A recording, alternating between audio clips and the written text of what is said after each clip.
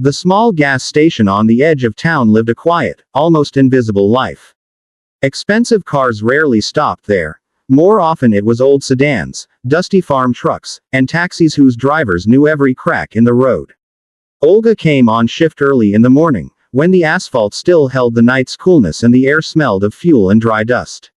She pulled on her faded company jacket, straightened her name badge, and turned on the pumps with the same practiced motion she had repeated for years. The job was simple but exhausting. Smile, count liters, take payments, and endure other people's moods, far more complaints and sarcasm than kindness. By midday the flow of cars had almost disappeared. Olga sat on a small stool near the register, took a sip of cold tea, and for a moment allowed herself to drift into thought. The pay barely covered her expenses, but there was nowhere else to go. Just then she heard an unfamiliar, strained engine noise. A battered old Zaporizhets crawled toward the pump, rattling so badly it seemed ready to fall apart. The car jerked, stalled, then sputtered back to life. A thin, gray-haired old man stepped out. His coat was worn, his shoes scuffed, but there was something steady in his eyes, quiet determination mixed with fatigue. He hesitated before speaking, then asked softly for some gasoline. Olga followed the usual routine, but when it came time to pay, the man froze. He slowly pulled coins from his pockets, counting them with trembling fingers. It was clearly not enough, not even for the minimum amount. He sighed and admitted he was short by just a couple of liters. He needed to reach a nearby village, where his sister was ill. Walking wasn't an option anymore, and leaving the car wasn't either. Olga glanced around. A few customers stood in line, watching with thinly veiled impatience. One tapped his foot, another smirked, enjoying the awkward scene. She knew the rules well. No fuel without payment, no exceptions. Violating them could mean losing a bonus, or her job. But something tightened in her chest. The old man wasn't demanding or complaining. He wasn't trying to trick anyone. He simply stood there, already expecting rejection. Her decision came quickly. Olga nodded and said she would fill the tank. The old man looked at her in confusion, asking if she was sure. She smiled and lifted the nozzle. Gasoline flowed into the tank, and with it came her anxiety. Someone in line snorted, then another laughed openly.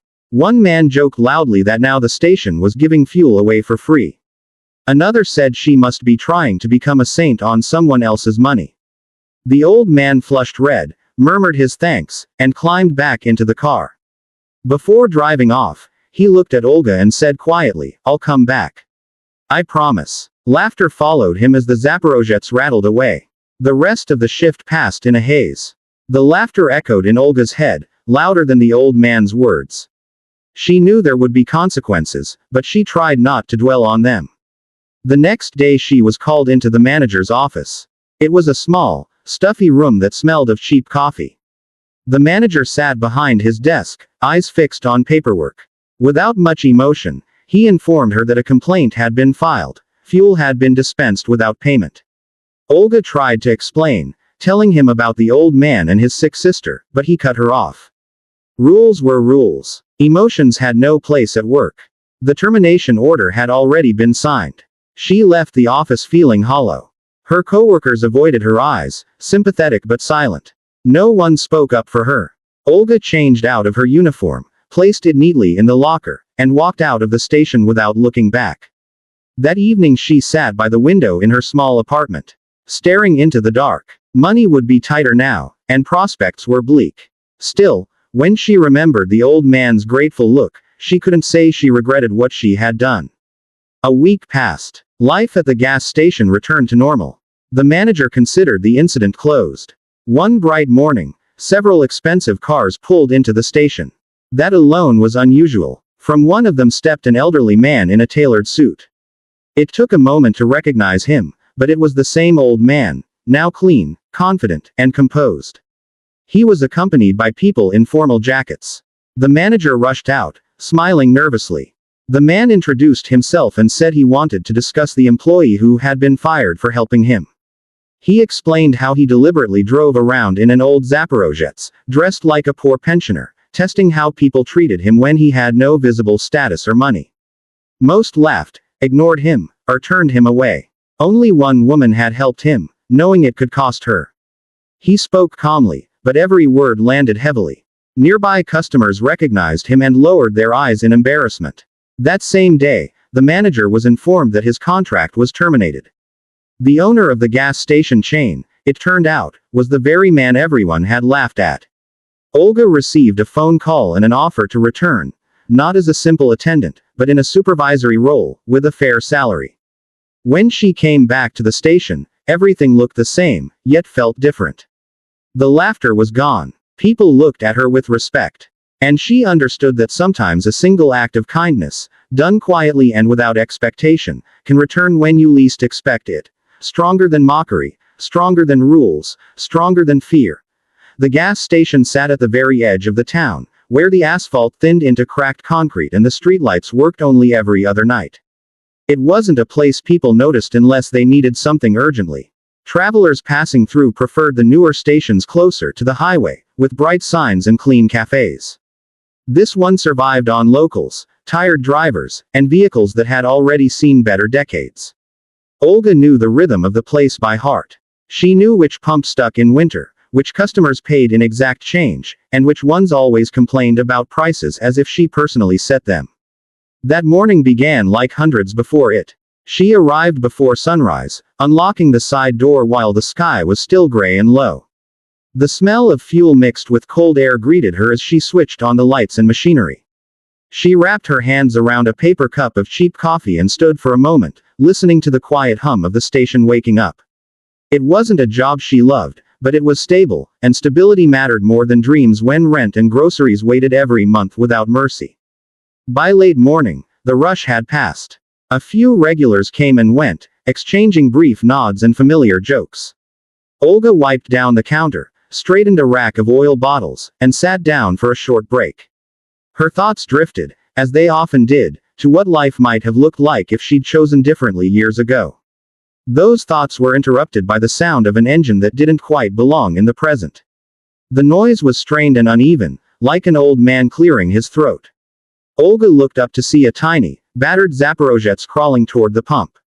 Its paint was faded almost to gray, and rust crept along the edges like a slow disease. The car shook when it stopped, coughed, and nearly stalled. For a moment she thought it wouldn't start again. Then the driver's door opened, and an elderly man stepped out carefully, as if his knees no longer trusted him. He stood there for a second, catching his breath, then approached her with small, measured steps. His coat was thin and worn, his hands rough and spotted with age. When he spoke, his voice was quiet but polite. He asked for gasoline, just a little. Olga smiled automatically and prepared the pump. It was only when she returned to the counter that the situation changed. The man reached into his pockets, pulling out coins, folded bills, even an old receipt, as if hoping money might appear between them. He counted slowly, apologetically, then looked up at her with embarrassment. He admitted he was short. Not much. Just a couple of liters. He explained, haltingly, that he needed to reach a nearby village. His sister was ill, and he hadn't realized how little fuel he had left until it was almost gone. The line behind him had grown. A man in a leather jacket rolled his eyes. Someone else chuckled softly. Olga felt their impatience like pressure against her back. She knew the policy by memory. No exceptions. Fuel without payment was considered theft, no matter the reason. Cameras recorded everything. Reports were checked. She hesitated only for a moment, long enough to imagine the old man's car stopping somewhere on an empty road, and him standing beside it, unsure of what to do next. "All right," she said quietly. "I'll fill it." The man blinked, not sure he had heard correctly. "Are you sure?" he asked. She nodded and turned back to the pump. As gasoline flowed, laughter broke out behind her. One customer made a loud comment about charity. Another suggested she should pay for everyone while she was at it. Their words were careless, sharp in the way only boredom and superiority can be. Olga didn't respond. She focused on the numbers climbing on the screen, on the steady sound of fuel filling the tank. When she finished, the old man thanked her again and again, his voice trembling. He said he would return, that he would repay her. She believed that he believed it, even if reality often worked differently. As he drove away, the Zaporozhets rattling like a box of loose bolts, the laughter followed him, then slowly faded back into the ordinary noise of the station. The rest of the day passed uneventfully, but Olga felt unsettled. She caught herself glancing at the office door, half expecting the manager to step out at any moment. He didn't. She finished her shift, went home, and slept poorly. The next morning, her fears became reality. She was called in early, before her shift even started. The manager didn't raise his voice. He didn't need to. He spoke in the flat, tired tone of someone who believed rules were the only thing holding the world together. A complaint had been filed. The footage had been reviewed. Olga had violated policy. Her explanation was cut short. He didn't want motives or stories. He wanted compliance. The dismissal was immediate. Packing up her things felt unreal, like watching someone else's life from a distance. She placed her uniform neatly on the shelf, as if order might soften the blow. Outside, the day was bright and ordinary. Cars came and went. No one noticed her leaving. The days that followed were heavy. Olga searched for work, sent applications, counted her savings more carefully than ever. Sometimes she replayed the moment at the pump in her head, wondering if she should have acted differently. Each time, the answer was the same. She would do it again. A week later, the station buzzed with unfamiliar energy. Several black cars rolled in, clean and expensive, their engines smooth and quiet. Customers paused to watch. The manager straightened his jacket and hurried outside, forcing a smile that didn't quite hide his anxiety. From one of the cars stepped a man who seemed oddly familiar. He was well dressed now, his hair neatly combed, his posture upright. It took a few seconds for recognition to settle in. The worn coat was gone. The tired shuffle had been replaced by calm confidence. It was the old man. He introduced himself clearly, firmly. He asked about a former employee named Olga. The manager stiffened. The man explained why he had come, speaking slowly, deliberately. He described how he often traveled incognito, how he tested businesses not for profit margins, but for humanity. He spoke of laughter, of closed doors, of indifference. Then he spoke of one woman who had helped him without asking for proof or reward. The silence around them grew thick. Customers listened. Employees stopped working. When the man finished, the manager's face had lost its color. The conversation moved inside, behind closed doors, but the outcome became known quickly enough. By the end of the day, Olga received a call. She listened in disbelief as the offer was made. When she returned to the station, stepping onto the same concrete she had left days earlier, it felt different. Not because the place had changed, but because she had. She took her new position seriously, but never forgot why she had been given it. And whenever an old car pulled in, or a tired face appeared at the counter, she remembered that sometimes the smallest kindness carries a weight far greater than anyone laughing nearby can imagine. The gas station stood where the town slowly gave way to fields and long, empty roads. The asphalt there was cracked and patched, marked by years of heavy tires and harsh winters. The sign above the station flickered more often than it shone, and at night the place looked like a lonely island of light surrounded by darkness. People didn't stop there unless they had to. Those who did were usually locals, farmers, delivery drivers, or owners of cars that had seen too many repairs and too little care. Olga had been working there long enough to recognize most of them by the sound of their engines alone. She arrived before sunrise, as always. The air was sharp with cold, and the smell of fuel clung to everything, even before the pumps were switched on. Olga unlocked the door, stepped inside, and turned on the lights one by one. The familiar hum filled the space, steady and dull. She poured herself coffee from a dented thermos and stood for a moment, warming her hands against the cup. This routine was one of the few constants in her life. It wasn't exciting, but it paid the bills, and lately that was all that mattered. By mid-morning the station had already seen its busiest hour. A delivery truck stopped for diesel, 2 taxis refueled and rushed off, and a man complained loudly about prices as if Olga personally controlled the global oil market. She smiled, nodded, and did her job. When the rush faded, the silence returned, broken only by the distant sound of cars passing on the road. That was when she heard it, a strained, uneven engine sound that didn't belong to any modern vehicle.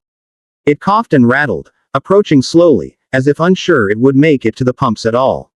Olga looked up just in time to see a tiny, battered Zaporizhets roll into view. The paint was faded almost beyond color, rust blooming along the doors and wheel arches. The car jerked to a stop and shuddered, as if sighing with relief. The driver's door opened slowly.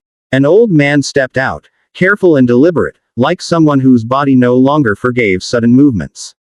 His coat was thin and worn, the kind that had seen many winters. His face was deeply lined, his hair almost completely gray. He stood there for a moment, breathing heavily, then made his way toward Olga. When he spoke, his voice was soft but polite. He asked for gasoline, not specifying how much. Olga nodded and went through the motions. She knew by heart. She activated the pump, glanced at the screen, then returned to the counter. That was when she noticed his hands trembling as he reached into his pockets. He laid out what he had. Coins, a few small bills, all carefully smoothed and counted. He stared at the total for a long moment, then looked up at her with embarrassment written plainly on his face. He admitted he didn't have enough. He said he miscalculated, that he thought there was more fuel left in the tank. He needed only a little more to reach the next village. His sister lived there. She was ill, and he had promised to come. Behind him, a small line had formed. People shifted their weight, sighed, and glanced at their watches. Someone chuckled quietly. Another whispered something to a companion, and both smiled. Olga felt heat rise in her face, not from anger, but from the unfairness of the moment. The man wasn't asking for much. He wasn't demanding anything. He was simply stuck. She knew the rules. Cameras watched every pump, every transaction. The manager was strict, proud of running a tight operation. Fuel without payment was grounds for immediate dismissal. Olga hesitated, her fingers resting lightly on the counter. She imagined telling the man no, imagined him nodding in resignation, climbing back into his car, and driving until the engine died somewhere far from help. "All right," she said quietly. "I'll help you." The old man looked at her, confused. "Are you sure?" he asked, almost afraid to believe her. She nodded and returned to the pump. As she lifted the nozzle, laughter broke out behind her. Someone made a loud comment about generosity. Another joked that she must enjoy giving things away. Their voices were careless, cruel in their amusement. Olga ignored them and focused on the task. The numbers climbed steadily. When she finished, she replaced the nozzle and handed the man the receipt, even though it meant nothing without payment. He thanked her again and again, his eyes shining. He promised he would return and repay her. Olga smiled, unsure whether she would ever see him again. As he drove away, the Zaporozhets rattling loudly, the laughter followed him, then faded as the next customer stepped forward. The rest of the shift passed slowly. Olga felt a knot of anxiety tightening in her chest. She knew someone would report it. People like those who laughed often did. That night she slept poorly, waking again and again with the image of the manager's office in her mind. The next morning, her fears were confirmed. She was called in before her shift began. The manager sat behind his desk, his expression tired and irritated. He didn't raise his voice. He didn't need to. He told her there had been a complaint. The footage had been reviewed. She had violated company policy. Olga tried to explain. She spoke about the old man, his sister, the small amount of fuel. The manager waved his hand dismissively. "We're not a charity," he said. "Rules exist for a reason." The dismissal papers were already prepared. Walking out of the station felt surreal. She packed her belongings in silence, folded her uniform carefully, and placed it in the locker for the last time. Outside, the day was bright, indifferent. Cars came and went. Life continued without pause. The days that followed were difficult. Olga searched for work, cut expenses, and counted every coin. Friends told her she was foolish, that kindness didn't pay bills. Sometimes she wondered if they were right. But every time she thought about the old man's face, she knew she would make the same choice again. A week later, the station experienced an unusual sight. Several expensive cars pulled in, their engines smooth and quiet. Customers stopped to stare. The manager rushed outside, forcing a polite smile. From one of the cars stepped a well-dressed elderly man. It took a moment to recognize him, but when it clicked, there was no doubt. It was the man from the Zaporozhets. He spoke calmly, confidently. He introduced himself and asked about an employee who had been fired. He explained that he often traveled unnoticed, testing not service speed or profit, but humanity. He talked about laughter, indifference, and one act of kindness that stood out among many refusals. The station fell silent as people listened. Shame flickered across familiar faces. The manager's smile disappeared. What happened behind closed doors was private, but by the end of the day, the outcome was clear. Olga received a call. She was invited back. Not as an attendant, but in a higher position, with better pay and responsibility. When she returned to the station, she walked across the same cracked concrete with a new sense of calm. The place hadn't changed, but something inside her had. She worked with the same care as before, but now she watched people more closely. She learned that kindness didn't always bring immediate reward, and sometimes it cost dearly. But she also learned that it carried a quiet strength, one that laughter could not erase and rules could not destroy.